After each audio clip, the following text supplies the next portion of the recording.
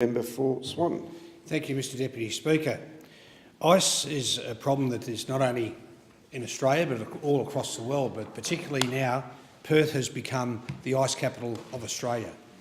And, Mr Deputy Speaker, today I want to talk about the effects it's having of it on our community, and it's maybe something we can do about it. Our police forces, our health forces and our judiciary are working as hard as they can to sort this problem out, but they need more than what they're doing, and they're all doing a fantastic job. So what I'd like to do is just talk a little bit about one of the gentlemen who lost a son to a tablet, and also an education program that's being run in the US, which has had a magnificent success and is something that I'm looking at trying to implement in my electorate of Swan, and hopefully it can steamroll from there. But I'd like to mention Rod Bridge, who's taken action to educate school children and educate the whole community about the issues around his son. At age 16, his son Preston Bridge passed away when he jumped from a balcony at Scarborough after taking a single $2 synthetic LSD tab. Preston made one bad choice while celebrating his end-of-school year ball. The tab he took was supplied to him from a school friend that was purchased from the website Silk Road and posted direct to a mail address in Australia. The legacy of Preston and his family now is to educate others about the dangers of synthetic drugs and the so-called research chemicals. Synthetic drugs are those that are made to mimic illicit unlawful drugs at a fraction of the price. The producers say they are manufactured for the purpose of medical research, but there is no evidence of them being used for medical research anywhere in the world. They are psychoactive, hallucinogenic party drugs worth millions of dollars coming into Australia on a daily basis. Unlike pharmaceutical drugs, no measurements are used during manufacture, making the finished product different in compound every time they are made. Online ordering and rapid delivery by door-to-door couriers currently are able to make purchasing too accessible. With limited detection methods, the amount of coming into Australia is on the increase. The scourge is already having unprecedented effects on individuals in our community, and as I said, Perth has become the ice capital of Australia. With an education program, this promotion of the negative effects that substance abuse, particularly synthetic psychoactive substances, have on people and society need to be made to these people to make them aware of what's going on. And I did mention a program that's being run in the US, and I'll just briefly touch on that. And it was the Thomas and Stacey Siebel Foundation and the Meth Project. On a beautiful sunny day, and this is from the Stanford Business Graduate School, this paper. On a beautiful sunny day in November with a hint of snow on the ground, Tom Siebel, founder of Siebel Systems, was bird hunting in Montana, where he has resided part-time for over 40 years. While out in the field, Siebel and his friend John Stevens, a sheriff in Cascade County, discussed how methamphetamine, a highly potent and addictive synthetic stimulant, had become a significant problem for law enforcement in that state. Siebel's friend told him that the county's 17 sheriffs spent nearly all of their time busting meth labs. In 2005, Montana was ranked number 5 in the country for meth abuse, and half the children in the state placed in foster care were removed from their homes for reasons related to meth. Montana was not alone, however. At the national level, the meth problem was also severe. Meth had become the leading drug threat to the United States, according to the US Department of Justice's National Drug Intelligence Centre. At lunch with his friend later that day, Siebel recalled, "For some reason I just asked him, 'John, how do you make this meth?'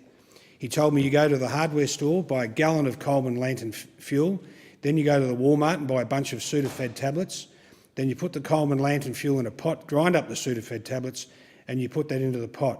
You then take some red road flares out of the back of your pickup truck, take the insides out of that, put it into the pot.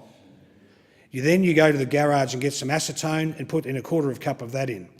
Then you go under the sink and put some Drano in the pot, take lithium out of the rechargeable batteries from your Sony camera, put that in the pot, and then you mix it and boil it. And what's left is the white powder that is known as methamphetamine." Siebel said Stevens' description of how much meth was manufactured affected him at a visceral level, and the challenge facing law enforcement in dealing with meth got his attention. He then, in 2005, started the Siebel Foundation team, including Executive Director Nitsa Zupas, established the Meth Project to address the problems. Mr Deputy Speaker, I'm running out of time, but I know there's no other coalition speakers after me, so I'll be back in 5 minutes to finish. The question is the motion be agreed to. I call Member-for-Swan.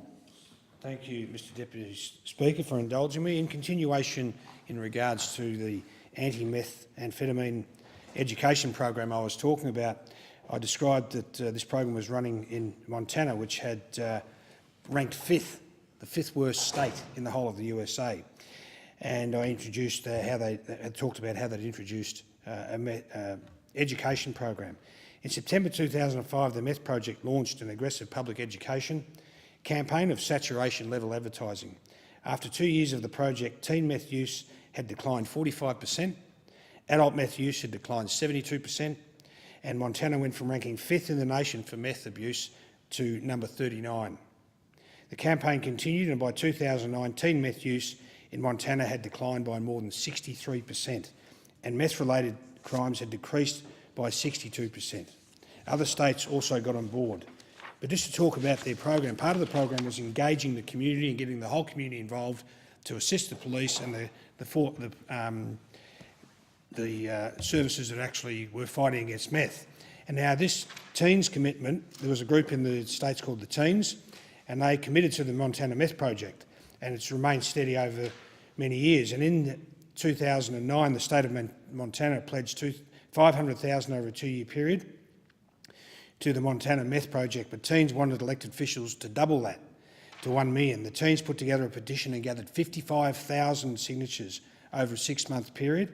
Then, in the largest teen demonstration in Montana's history, more than 2,300 youths came from across the state to march on the steps of the state capitol in Helena, escorted by a Black Hawk helicopter, recovering meth addicts, local Native American tribes, teachers, parents and volunteers of all ages.